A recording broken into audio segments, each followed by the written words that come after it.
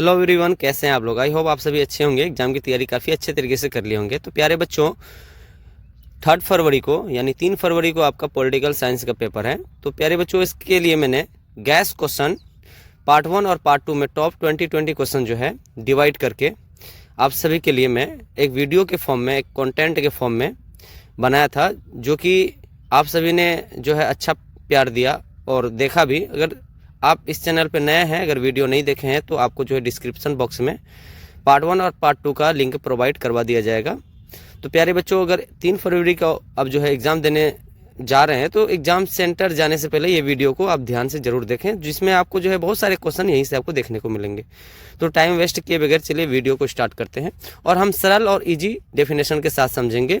और यकीन मानिए, ये वीडियो को आप ध्यान से देख लिए तो आपको जो है बहुत सारे क्वेश्चन क्लियर हो जाएंगे और आप अच्छे तरीके से डेफिनेट करके आएंगे, राइट। तो चलिए एक्सप्लेनेशन के साथ हम समझते हैं कि भारत के लिए जो है विविधता में एकता का क्या अर्थ है। तो देखिए प्यारे बच्चों, भारत में विविधता के लिए जो है एकता का अर्थ जो है, भारत में भाषा, धर्म, संस्कृति, रीति रिवाज सब अलग है, राइट। अब जानते हैं कि हिंदू, मुस्लिम, सिख, ईसाई और उनका भाषा भी अलग है, रीति रिवाज भी अलग है, लेकिन इसके बावजूद भी लोग जो है जब देश की बात आए, है ना, तो एकता और भाईचारे में एकजुट हो जाते हैं। अगर कोई भी समस्या आ जाए, है ना, कोई भी समस्या के साथ साथ अगर कोई भी महामारी आ जाए, तो सारे लोग एक हो जाते हैं, राइट। तो इसी को कहते हैं कि विविधता में एकता, राइट। जब भाषा, धर्म, जाति, रीति रिवाज अलग होने के बावजूद भी ये लोग जब एकजुट हो जाते हैं, तो उसको हम विविधता में एकता कहते हैं, ठीक है। आई होप आपको समझ में आ गया होगा। चलिए 45 नंबर का क्वेश्चन देखते हैं कि आदेशित अर्थव्यवस्था और मिश्रित अर्थव्यवस्था में अंतर बताइए।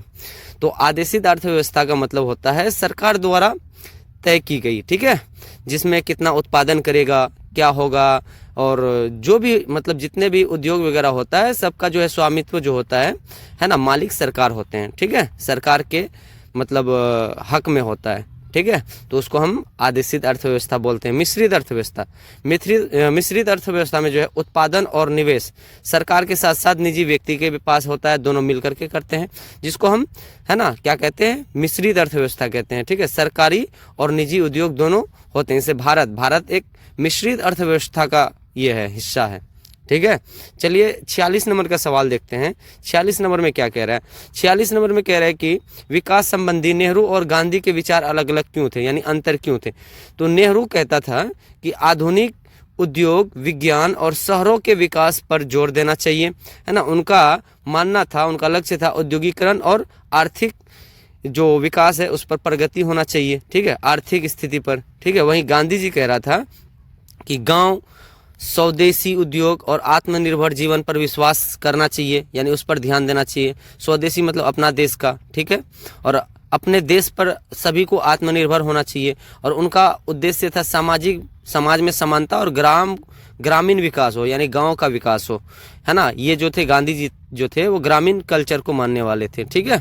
तो इसलिए ये दोनों का जो है मान्यता में, दोनों का विचारों में ये डिफरेंट आपको देखने को मिलेंगे, ठीक है।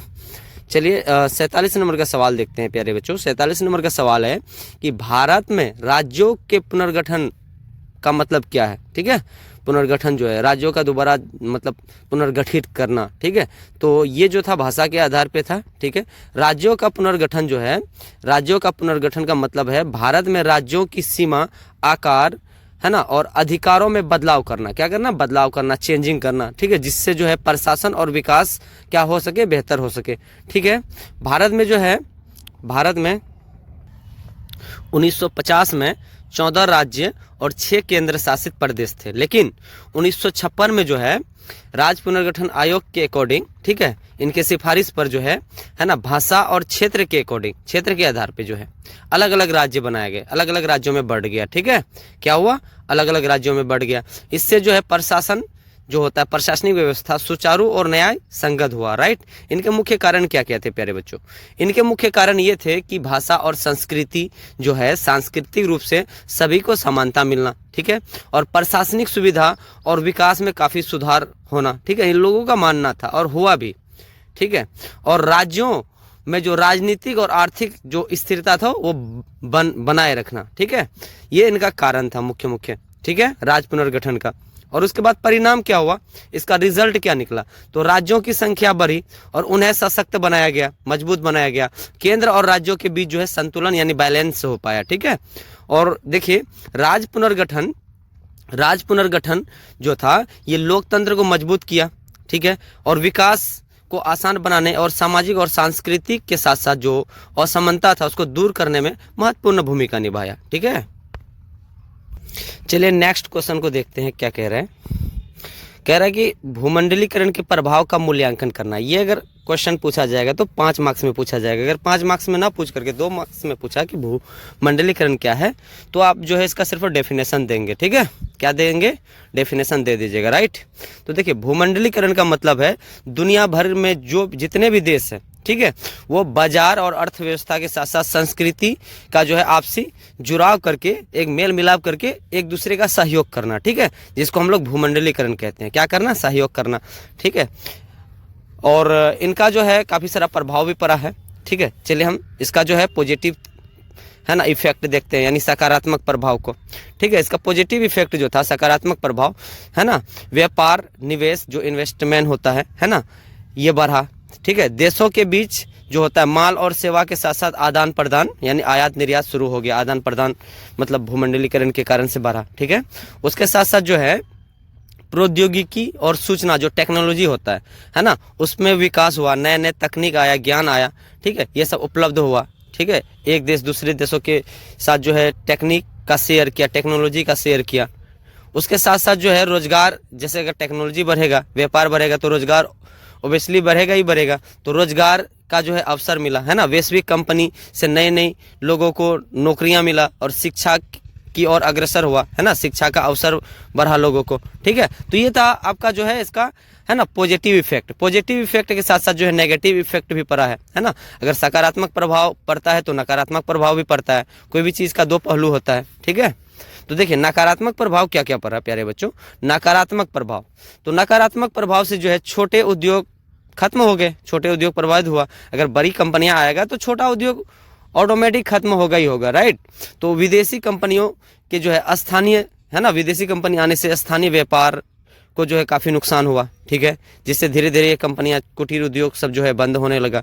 ठीक है, सांस्कृतिक प्रभाव है ना, मॉडर्न युग होने लगा, लोग अपने अपनी सभ्यता को भूलने लगा। ठीक है, संस्कृति को भूलने लगा। और आजकल की स्थिति क्या है, पहले अगर कोई जीन्स पहन के अगर चलता था तो अलग अलग बातें होती थी। ठीक है, अलग अलग उनके प्रति जो है नकारात्मक पहलू होता था। आजकल देखते हैं कि शहर के साथ साथ गांव में भी जो है ना, ये मतलब जो सिस्टम है वो प्रचलित हो गया है, जीन्स पहनना, छोटे छोटे कपड़ा पहनना। ठीक है, तो सांस्कृतिक प्रभाव है ना, पश्चिमी संस्कृति का प्रभाव जो है स्थानीय संस्कृति पर जो पड़ने लगा है ना, स्थानीय संस्कृति कमजोर होने लगा। आर्थिक असमानताएं, आर्थिक असमानता में क्या होता है कि जब फैक्ट्री वगैरह आया, लोगों को जो है रोजगार का जो अवसर मिला, और कुछ कुछ लोग दिन ब दिन गरीब होते गए और कुछ कुछ लोग अमीर होते गए है ना। आप देखेंगे कि अमीर अमीर होता गया, गरीब गरीब होता गया। तो आर्थिक असमानता में जो है अमीर और गरीब के बीच अंतर बढ़ गया। ठीक है, क्या हो गया, अंतर बढ़ गया। राइट, इसका मतलब परिणाम यह हुआ कि भूमंडलीकरण ने विकास और अवसर बढ़ाया, लेकिन इसके कारण जो है संस्कृति, सामाजिक और आर्थिक चुनौती भी आया लोगों में। ठीक है, चलिए नेक्स्ट क्वेश्चन को देखते हैं प्यारे बच्चों। नेक्स्ट क्वेश्चन है कि क्षेत्रीय दलों का उदय, यानी क्षेत्रीय दल कैसे स्थापित हुआ, उनका उदय कैसे हुई। ठीक है, कोई भी चीजों का उदय होने के पीछे बहुत सारे कारण होता है। ठीक है, तो देखिए क्षेत्रीय दलों के उदय के बहुत सारे कारण है। ठीक है, तो क्षेत्रीय दलों का उदय का क्या क्या कारण है। भाषा, धर्म, संस्कृति से जुड़े स्थानीय लोगों का मुद्दा, ये मुद्दा था, और इनका सपोर्ट करेंगे तो लोग सपोर्ट करेगा ही करेगा। ठीक है, मतलब ये इन सारे मुद्दों को लेकर के जो है हल करने के उद्देश्य से क्षेत्रीय दल आया। ठीक है, उसके बाद केंद्र सरकार की नीतियों में जो है लोगों की नाराजगी। ठीक है, और निर्णय पर जो है लोग जो है नाराज होने लगे, जिसके कारण से जो है क्षेत्रीय दलों की जो है उदय होने लगा, प्रवृत्ति होने लगी। ठीक है, उसके बाद देखिए ये सब मुख्य मुख्य आपका कारण था। ठीक है, जैसे कांग्रेस की जो है गलत नीति के कारण भी है ना कांग्रेस टूटने लगा, और अलग अलग जगह पे क्षेत्रीय दल है ना, क्षेत्रीय दलों का उदय होने लगा। तो योजना अवकाश क्या होता है, योजना अवकाश, तो चलिए योजना अवकाश को समझते हैं। तो देखिए योजना अवकाश का मतलब होता है छुट्टी। सरकारी जो होता है, सरकारी और निजी कर्मचारी को उनके काम के अतिरिक्त जो है राष्ट्रीय स्तर पर है ना, ठीक है, राष्ट्रीय या राज्य स्तर के योजनाओं पर जो है ना, विकास और परियोजना के साथ साथ सामूहिक गतिविधि में भाग लेना ही है ना क्या कहलाता है, योजना अवकाश। ठीक है, इसमें जो है छुट्टियां मिलती है। ठीक है, और ये काम थोड़ा सा क्या हो जाता है, मतलब जैसे संडे वगैरह हो गया है ना, बीच बीच में संडे हो गया, तो इन सारे मतलब कामों में जो बीच में छुट्टी मिल जाता है तो वो काम रुक जाता है। ठीक है, तो योजना में अवकाश आ जाता है, जिसको हम योजना अवकाश कहते हैं। क्या कहते हैं, योजना अवकाश कहते हैं। ठीक है, चलिए बीमारू राज्यों के बारे में जानते हैं। बीमारू राज्य क्या है। ठीक है, बीमारू राज्य का मतलब होता है ना, बीमारू राज्यों का मतलब होता है जिसमें है ना बेसिक सुविधा न होना। ठीक है, बीमारू राज्यों में से जो 1980 के दशक में आर्थिक, औद्योगिक, शैक्षिक के साथ साथ स्वास्थ्य के मामले में बहुत पिछड़े थे। ठीक है, और इनको जो है आशीष बोस द्वारा है ना ये शब्द दिया था। ठीक है, और ये शब्द जो है 4 राज्यों पर लागू किया था, बिहार, मध्य प्रदेश, राजस्थान और उत्तर प्रदेश। राइट, ये सब शामिल थे, मतलब ये एनसीईआरटी का डाटा कह रहा है। ठीक है, और इसमें एनसीईआरटी का डाटा कह रहा है ये राज्य। ठीक है, और हमारा मानना तो नहीं है कि उत्तर प्रदेश होना चाहिए, लेकिन एनसीईआरटी का डाटा कह रहा है कि उत्तर प्रदेश भी होगा, यूपी। तो इन सारे राज्यों को शामिल किया गया था जिसमें बेसिक चीज़ें नहीं थी, जैसे बिजली हो गया है ना, बिजली के साथ साथ शिक्षा, स्वास्थ्य, इनके मामले में जो है ये राज्य क्या थे, पीछे थे। ठीक है, तो इन सारे राज्यों को बीमारू कहा गया। क्या कहा गया, बीमारू। और ऑपरेशन फ्लड क्या है, इनके बारे में हम लोगों ने चर्चा किया था कि ऑपरेशन फ्लड क्या है ना, पार्ट 2 में दुग्ध क्रांति से रिलेटेड है। ठीक है, वर्गीत कुरियन जो अमूल के संस्थापक थे, ये अच्छे नस्ल का जो है भारत में है ना पशु वगैरह लाया था, जिसमें दूध का जो है ना, दूध का जो है कमी को दूर किया था। ठीक है, डेयरी के मतलब डेवलपमेंट में काफ़ी विकास हुआ था। ठीक है, तनाव शैथिल्य का क्या अर्थ होता है, तनाव शैथिल्य का। ठीक है, चलिए तनाव शैथिल्य के बारे में जानते हैं। देखिए, तनाव शैथिल्य का मतलब क्या होता है, जब 2 शक्तिशाली आपस में जो है संघर्ष जब करता है ना, उसको तनाव शैथिल्य का दौर कहा जाता है। तो ये हुआ था एक्चुअल में उस समय जो है 1900 है ना, दूसरा विश्व युद्ध के बाद जो है 1939 के बाद जो है ना, विश्व में 2 शक्तिशाली गुट आकर के जो है ना, मतलब पूरा विश्व में जो है अपना डंका जमाने का कोशिश किया था। राइट, मतलब अपना प्रभुत्व स्थापित करने का कोशिश किया था। उस समय जो है तनाव शैथिल्य का दौर बन गया था। तो यह 2 विरोधी शक्तियों के बीच है ना अविश्वास और संघर्ष को कम करने और सुधार संबंधी की शुरुआत का दौर था। ठीक है, और इसको शीत युद्ध का भी दौर कहा जाता है। शीत युद्ध के दौरान 1960 से 70 के दशक में क्यूबा संकट के बाद है ना शुरू हुआ था, जिससे परमाणु युद्ध का खतरा कम हुआ और कूटनीतिक मतलब रिश्तों में सुधार आया था। ठीक है, और देखिए नेक्स्ट क्वेश्चन क्या कह रहा है कि स्वतंत्रता के समय भारत के पास कौन कौन सी चुनौती थी, यानी स्वतंत्रता जो भारत जो आज़ाद हुआ था, जिस समय हमें लंबे संघर्ष के बाद जो है हमें आज़ादी मिली थी अंग्रेजों से, ब्रिटिशों से जो छुटकारा मिला था, तो हमारे पास कौन कौन सी समस्या था, ये बेसिक क्वेश्चन है। ठीक है, ये क्लियर कर लेंगे आप। तो चलिए फिर भी हम समझते हैं कि 1947 में जो है स्वतंत्रता मिलने के बाद जो है हमारे पास कई सारे समस्याएं थी, कई सारे समस्या का सामना करना पड़ा था। पहला था आर्थिक चुनौतियां, क्योंकि हमारी अर्थव्यवस्था इतनी खराब हो गई थी, जिसमें गरीबी है ना, महामारी के साथ साथ जो है उद्योग में कमी, और किसानों का हालात बहुत खराब था है ना, किसान जो है आर्थिक तंगी से जूझ रहे थे। ठीक है, तो ये सब समस्या था, आर्थिक चुनौती था। ठीक है, और सामाजिक समस्या, समाज में गरीबी, शिक्षा की कमी, जातिगत भेदभाव के साथ साथ स्वास्थ्य में खराब है ना, स्वास्थ्य की स्थिति काफ़ी खराब थी।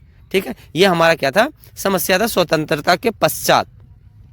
उसके बाद राजनीतिक चुनौतियां, राजनीतिक चुनौती विभाजन जो हो गया था, विभाजन में भारत और पाकिस्तान का जो है विभाजन हो गया था, इसके समय तनाव था है ना, कश्मीर वाला समस्या था, और अभी तक ये समस्या है ही, इसका समाधान अभी तक नहीं हुआ है। पाकिस्तान का मानना है कि कश्मीर हमारा हिस्सा है, लेकिन भारत कैसे छोड़ सकता है, भारत का वो सर है, जैसे हमारा सर है, अगर हमारा सर कट जाएगा तो हम जीवित नहीं रहेंगे, उसी प्रकार भारत का एक सर है, तो सर कटने देंगे? आप ही बताइए कमेंट में कि भारत अपना सर कटने देंगे क्या? नहीं देंगे ना। तो पाकिस्तानियों को ये समझ जाना चाहिए कि ये हम अगर इस प्रकार जो है अगर हमला करते रहेंगे तो हमारा ही देश क्या होगा, नुकसान होगा, खतरा के है ना स्थिति बना के रखेगा, और पाकिस्तान की अर्थव्यवस्था दिन ब दिन गिरते जाएगा। और देखिए कश्मीर का समस्या लेकर के अभी पाकिस्तान का क्या अर्थव्यवस्था है वो आप सभी के सामने है। ठीक है, तो पाकिस्तानियों को समझ जाना चाहिए। ठीक है, उसके बाद देखिए चौथा नंबर, आंतरिक असंतोष, लोगों में जो है अलग अलग समुदाय थे उस समय, अलग अलग जाति के लोग थे, उसमें जो है नाराजगी और अलगाववाद की भावना फैल गई थी। ठीक है, भाषा और संस्कृति की विविधता, जैसे हम लोगों ने जाना था कि भाषा के आधार पर अलग अलग राज्य बना था, तो ये समस्या उस समय था। ठीक है, विभिन्न भाषा और धर्म और संस्कृति के होने के कारण प्रशासनिक एकता को बना के रखना जो है उस समय काफी मुश्किल था। ठीक है, इन्हीं सारे समस्याओं को हल करने के लिए संविधान लागू किया गया था, और संविधान के अकॉर्डिंग बाद में जो है ना, भाषा के आधार पर अलग अलग राज्यों का गठन हुआ था, राज्य पुनर्गठन जिसको हम लोग कहते हैं। ठीक है, ये 2 नंबर में आपका आ सकता है, या 5 नंबर में पूछेगा तो इसका डेफिनेशन आपको बता दिए। ठीक है, स्वतंत्रता के समय भारत के लिए जो आर्थिक, सामाजिक और राजनीतिक विकास की चुनौतियां थी। अगर 2 नंबर में पूछेगा तो आप इस तरीके से जो है 2-3 लाइन में आंसर उसका दे सकते हैं। ठीक है, अगर इस तरीके से आप प्यारे बच्चों आंसर देंगे तो एग्जामिनर जो है कभी भी नंबर नहीं काट सकता है। ठीक है, कॉपी जांच करते समय मैं चैलेंज देता हूं कि वो नंबर काट ही नहीं सकता, उसको काटने का मौका ही नहीं मिलेगा। ठीक है, चलिए 55 नंबर का सवाल देखिए। 55 नंबर में कह रहा है कि भारत में सांप्रदायिकता के लिए जो है आवश्यक तत्व क्या क्या है। ठीक है, सांप्रदायिकता का अर्थ होता है, याद रखिए, वह स्थिति जिसमें जब धर्म के आधार पर लोगों में जो है भेदभाव या मतभेद हो जाए। ठीक है, जब इसकी स्थिति या संघर्ष का स्थिति बन जाए तो उसको हम सांप्रदायिकता बोलते हैं, सांप्रदायिकता। ठीक है, अपने धर्म के आधार पर जो है लोगों में भेदभाव स्टार्ट कर दे, भेदभाव करना, जैसे हिंदू मुस्लिम में भेदभाव करना या डोम चमार ब्राह्मण में भेदभाव करना, ये कहीं ना कहीं सांप्रदायिकता का उदाहरण है। ठीक है, इसका मुख्य कारण क्या क्या है, मुख्य तत्व क्या क्या है। धार्मिक भेदभाव, लोगों को जो है धर्म के आधार पर जो है अलग अलग करना। ठीक है, ये क्या है आपका सांप्रदायिकता का अर्थ। पूर्वाग्रह और असहिष्णुता, इसमें क्या होता है प्यारे बच्चों, इसमें क्या होता है कि एक धर्म के लोग दूसरे धर्म के खिलाफ नकारात्मक सोच बना लेता है कि वो धर्म खराब है, जैसे मुस्लिम खराब होते हैं, हिंदू खराब होते हैं, है ना, ये लोग खाली आतंकवाद फैलाते हैं। तो ये सब क्या है, पूर्वाग्रह है। ठीक है, क्या है, पूर्वाग्रह, एक राय बना लेना किसी के प्रति। अगर आप एक राय बना लेंगे तो उसको पूर्वाग्रह कहा जाता है। ठीक है, और उसके बाद जो है राजनीतिक फायदा, कुछ नेता जो है अपने धर्म का इस्तेमाल करके वोट पाने का काम करता है। अभी वर्तमान में बहुत सारे ऐसे नेता हैं, बहुत सारे ऐसे पार्टियां हैं जिसका हम नाम नहीं लेना चाहेंगे, आप समझ जाएंगे कि वो अपना धर्म को टारगेट करके लोगों से वोट पा रहा है। ठीक है, क्या पा रहा है, वोट पा रहा है। ठीक है, और जिसके आधार पर देशों को जो है ना खतरे में डाल रहा है। क्या कर रहा है, देशों को खतरे में डाल रहा है, देशों का विकास की बात नहीं कर रहा है ना, योजना सही नहीं बना रहा है। ठीक है, तो वोट पा रहा है, तो ये राजनीतिक फायदा उठाते हैं, ये भी आपका क्या है, सांप्रदायिकता का उदाहरण है। ठीक है, सांस्कृतिक मतभेद को बढ़ाना, क्या करना, सांस्कृतिक मतभेद को बढ़ाना। हिंसा और दंगे, धर्म के कारण जो है झगड़े लड़ाई तो होगा ही होगा। ठीक है, होगा कि नहीं होगा, आप कमेंट बॉक्स में बताइए, होगा कि नहीं होगा। बिल्कुल होगा। तो आप एजुकेटेड पर्सन है तो इन चीजों को आप समझेंगे, अगर आप समझेंगे तो आप लोगों को समझा पाएंगे, राइट।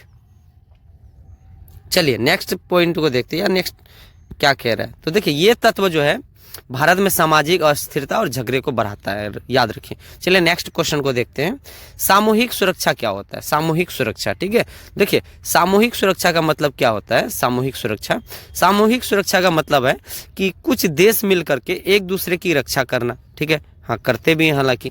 ठीक है, उसको हम सामूहिक सुरक्षा कहते हैं। जब समूह बना लेते हैं, अगर किसी भी देश पर हमला होता है तो वो देश क्या करता है, या वो सारे जो समूह बना करके रखते हैं वो मिल करके उसे रोकते हैं और शांति बनाने का, है ना, प्रस्ताव रखता है। ठीक है, उसको सामूहिक सुरक्षा कहते हैं। जैसे मान लीजिए आपका सार्क है। ठीक है, क्या है, सार्क है। तो ये लोग आपस में एक समूह बना करके रखा है कि अगर किसी भी देश पे खतरा होगा तो एक दूसरे का सपोर्ट करेंगे। ठीक है, वीटो है, सार्क है। चलिए न्यायिक, है ना, न्यायिक पुनरावलोकन क्या होता है। ठीक है, चलिए इसके बारे में समझते हैं अच्छा से क्या होता है। ठीक है, तो न्यायिक पुनरावलोकन प्यारे बच्चों, इसका मतलब है सुप्रीम कोर्ट या हाई कोर्ट इन चीजों को जांचते हैं, क्या सरकार का कोई कानून, है ना, जो निर्णय संविधान के अनुसार है या नहीं है। ठीक है, अगर ये संविधान के अकॉर्डिंग है तो उनको फिर वो लागू करेगा।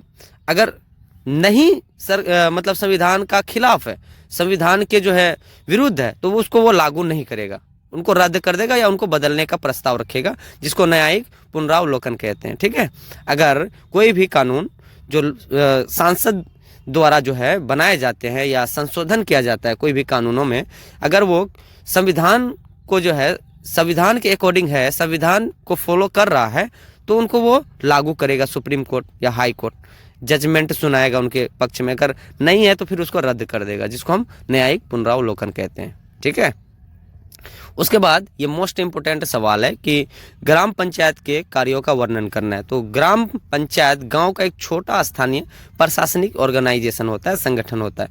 इसका मुख्य जो काम होता है ना प्यारे बच्चों, वो होता है गांव के विकास और जनता की भलाई को सुनिश्चित करना। और आजकल ग्राम पंचायत की भी क्या स्थिति है वो आप सभी को पता है। आजकल के जो मुखिया, सरपंच है ना, वार्ड सदस्य जो बनते हैं, समिति वगैरह, तो वो क्या करते हैं, अपना एक सोर्स ऑफ इनकम का एक जरिया बना लिया है। ठीक है, तो देखिए इसका मुख्य काम क्या क्या है।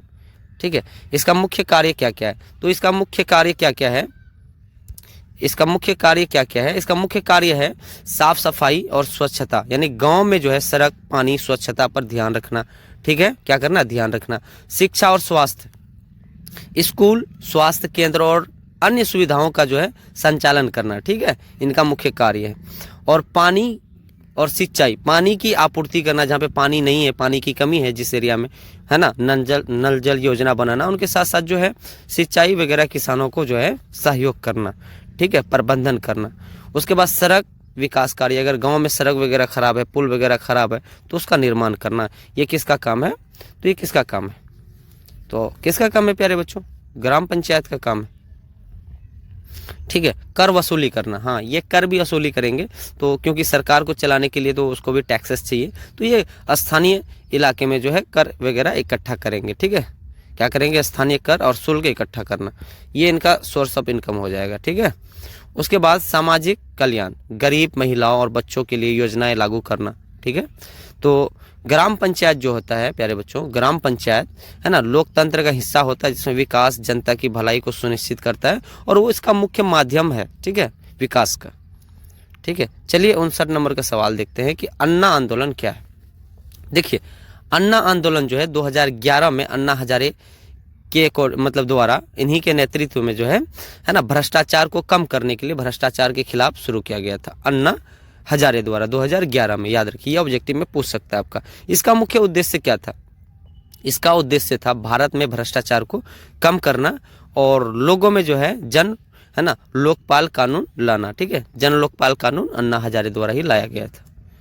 ठीक है, चलिए 60 नंबर का सवाल देखते हैं। 60 नंबर में क्या कह रहा है, प्रजातंत्र में नागरिक समाज की क्या भूमिका है। प्रजातंत्र में नागरिक समाज की क्या भूमिका है।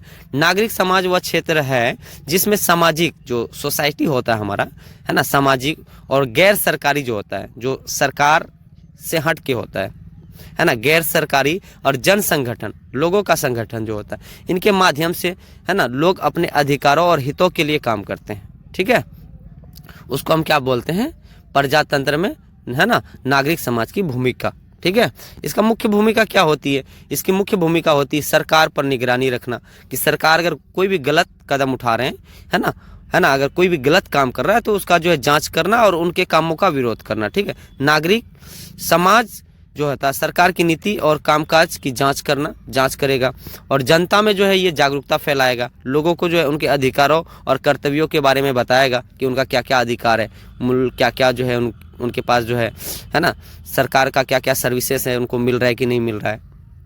ठीक है, उसके साथ साथ समाज में सुधार, गरीब, महिला, बच्चे और वंचित लोग जो योजना का लाभ नहीं ले रहे हैं उनको बताना। ठीक है, और उनको जो है वो हक दिलाना। मतदान और लोकतंत्र को मजबूत करना, जनता में जो है मतदान होता है, मत जो वोट जो डालते हैं आप, 5 सालों का जो अब अधिकार जो आप अपने प्रतिनिधि को जो दे देते हैं, है ना, उनका जो है भागीदार बनना और उनके बारे में उनको जागरूक करना, उनको बताना। ठीक है, उसके बाद विवाद और समस्या का समाधान, सामाजिक और स्थानीय मुद्दों को हल करना इनका मुख्य कार्य होता है। ठीक है, और नागरिक समाज जो है लोकतंत्र में संतुलन, पारदर्शिता और जन भागीदार बना करके रखने में जो है महत्वपूर्ण भूमिका निभाता है। ठीक है प्यारे बच्चों, चलिए भाषा नीति, अभी भाषा नीति के बारे में हम लोग जान रहे थे, है ना, जो भाषा के आधार पे अलग अलग राज्य बनाया था। ठीक है, तो भाषा नीति क्या होता है, भाषा नीति वह होता है जो सरकार जो है देश के लिए जो भाषा का उपयोग करता है और उनका संरक्षण करता है ना, क्या करता है, संरक्षण के लिए बनाया जाता है ना। इसका उद्देश्य होता है है ना, राष्ट्रीय एकता को बना करके रखना और सभी भाषाओं का सम्मान करना, जिसको हम भाषा नीति कहते हैं, यानी भाषा के आधार पे एक नियम बनाना, ठीक है, सारी भाषा का सम्मान करना। उसके बाद देखिए 62 नंबर का सवाल कह रहा है शिक्षा विषय, है ना, संविधान की किस सूची में? शिक्षा संविधान की किस सूची में? एजुकेशन। तो सूची जो है वो 3 प्रकार के होते हैं, है ना, ठीक है। तो शिक्षा किस में आएगा? तो शिक्षा किस में आएगा? शिक्षा जो है भारतीय संविधान की समवर्ती सूची में आएगा। किस में आएगा? जिसमें 1976 में जो है 42वें संविधान संशोधन जो हुआ था, है ना, इंदिरा गांधी द्वारा, तो ये राज्य सूची में था, है ना, स्टेट लिस्ट में था। तो ये स्थानांतरित किया गया था कि जिससे केंद्र और राज्य दोनों सरकार जो है इस विषय पर, है ना, कानून बना सकती है, लेकिन केंद्रीय जो होता है, केंद्रीय कानून को जो है ना, प्राथमिकता मिलती है, ठीक है। दोनों कानून बना सकता है लेकिन केंद्र का जो है इसमें अधिकार रहेगा, ठीक है। तो शिक्षा जो है समवर्ती सूची में आएगा। किस में आएगा? समवर्ती सूची में, ठीक है। चलिए 63 नंबर का सवाल देखते हैं। 63 नंबर का सवाल है रंग भेद की नीति क्या है? तो रंग भेद की नीति वह कानून है जो व्यवस्था जो होती है ना, जिसमें काले और सफ़ेद लोगों को अलग किया जाता है। क्या किया जाता है? अलग किया जाता है, ठीक है। और रंग भेद की जो है नीति कहा जाता है। इसमें जो है शिक्षा, काम, रहन सहन का अधिकार में भी भेदभाव किया जाता है। हालांकि ये अभी नहीं है, ये अमेरिका में था काले गोरे के लिए, है ना, जो साउथ अफ्रीकन के लोग जो थे, जो अमेरिका में बस गए थे, है ना, उन्हीं को जो है उनके साथ भेदभाव किया जाता था, ठीक है। ये महिलाओं पे आधारित है ना, तो जिसे हम रंग भेद की नीति कहते हैं। तो प्यारे बच्चों, आज का वीडियो, है ना, यहीं तक हम स्टॉप करते हैं और एक पार्ट और आपको मिलेगा, ठीक है। हम जो है टोटल गैस क्वेश्चन को पॉलिटिकल साइंस का जो है पार्ट 4 में डिवाइड करके बनाए हैं, जिसमें जो है कि अगर ये पार्ट 4 ज़्यादा टाइम का नहीं है, 20 से 25 मिनट का है, तो बाकी सारे यूट्यूबर आपको फंसा करके रखेंगे, अलग अलग सवाल, आपका टाइम वेस्ट करेंगे। तो मैं जो है सिर्फ 4 वीडियो बना करके आपके लिए आपको दिया हूँ। अगर ये चारों वीडियो आप सही से अगर देख लिए तो आप जो है एग्ज़ाम में फायरिंग करके आ जाएंगे, यकीन मानिए, है ना। बहुत सारा ऑब्जेक्टिव इसमें क्लियर हो जाएगा, 2 मार्क्स का क्वेश्चन क्लियर हो जाएगा, 5 मार्क्स का क्वेश्चन क्लियर हो जाएगा। आप ध्यान से इस वीडियो को देखिए, अगर एक बार में समझ में नहीं आता है तो 2 से 3 बार देखिए, और यकीन मानिए इतने सरल परिभाषा में आपको और कोई यूट्यूबर नहीं समझाया होगा, पूरे यूट्यूब पे ऐसा कंटेंट नहीं मिला होगा।